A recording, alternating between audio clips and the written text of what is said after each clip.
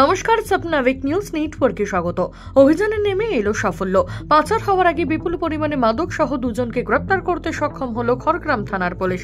উল্লেখ্য, প্রশাসনের কাছে গোপন সূত্রে খবর আসে কোচবিহার থেকে কলকাতায় বিপুল পরিমাণে মাদক পাচারের চেষ্টা চলছে সড়ক পথে। এরপরেই অভিযানে নামে পুলিশ। মুর্শিদাবাদ জেলার শেরপুর এলাকায় একটি 4 চাকা গাড়ি আটক করে তল্লাশি চালাতেই সেখান থেকে উদ্ধার হয় 35 কেজি মাদক। সঙ্গে সঙ্গে সুমন সরকার ও শুভজিৎ নাথ নামে এই দুই যুবককে গ্রেপ্তার করে পুলিশ। ধৃতরা নিউ ব্যারাকপুর এলাকার বাসিন্দা বলে জানা যাচ্ছে। মাদক উদ্ধারের খবর পেয়ে ঘটনাস্থলে উপস্থিত হন খড়গ্রাম থানার ভারপ্রাপ্ত আধিকারিক সুরজিৎ হালদার ও সিআই সৌমেন বন্দ্যোপাধ্যায়। এই পাচার চক্রের সঙ্গে কারা জড়িত তা জানতে শুরু হয়েছে তদন্ত। রাতের অন্ধকারে দুষ্কৃতীদের হাতে আক্রান্ত ব্যবসায়ী। ঘটনাকে কেন্দ্র করে তীব্র চাঞ্চল্য ছড়ালো দক্ষিণ 24 পরগনা জেলার মগরাহাট থানার অন্তর্গত শ্যামনগর এলাকায়।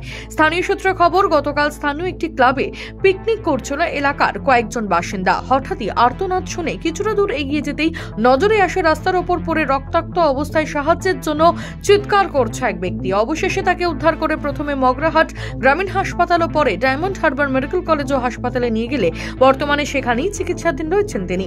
আক্রান্তের নাম হাসিবুল মোল্লা, ওই অঞ্চলের বাসিন্দা বলে জানা যাচ্ছে। খবর পেয়ে ঘটনাস্থলে এসে পৌঁছায় মগরাহাট থানার পুলিশ। কি কারণে ব্যবসায়ীর ওপর হামলা তা জানতে শুরু হয়েছে তদন্ত। বাংলাদেশের চিন্ময় কৃষ্ণ দাসের গ্রেপ্তারির প্রতিবাদে এবং নিঃশর্ত মুক্তির দাবিতে পথে নামল বিশ্ব হিন্দু পরিষদের সদস্যরা।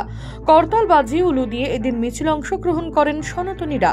হাবড়া দেশবন্ধু পার্ক থেকে মিছিল শুরু হয়ে তা শেষ হয় হাবড়া সুপার মার্কেট এলাকায়। দেখেন অবশ্যই ছবি।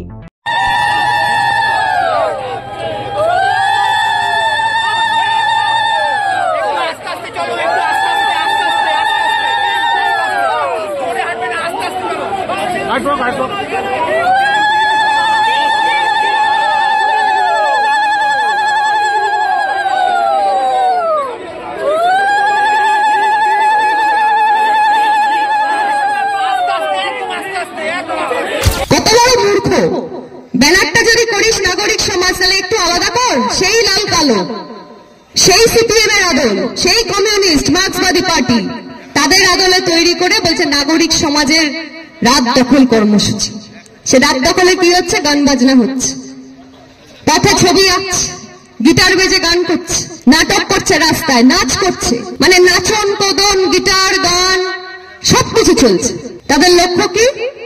তিলোত্তমার নাকি বিচার চাই। তিলোত্তমার বিচার নয়, তিলোত্তমার মা বাবার কষ্ট যন্ত্রণা, তাদের সন্তান হারা শোক, সেটাকে বাজারে বিক্রি করা, রাজনৈতিক মুনাফা তৈরি করা, রাজনৈতিক লাভ, এবং তার সাথে সাথে কি নিজেদের একটু আনন্দ ফুর্তি।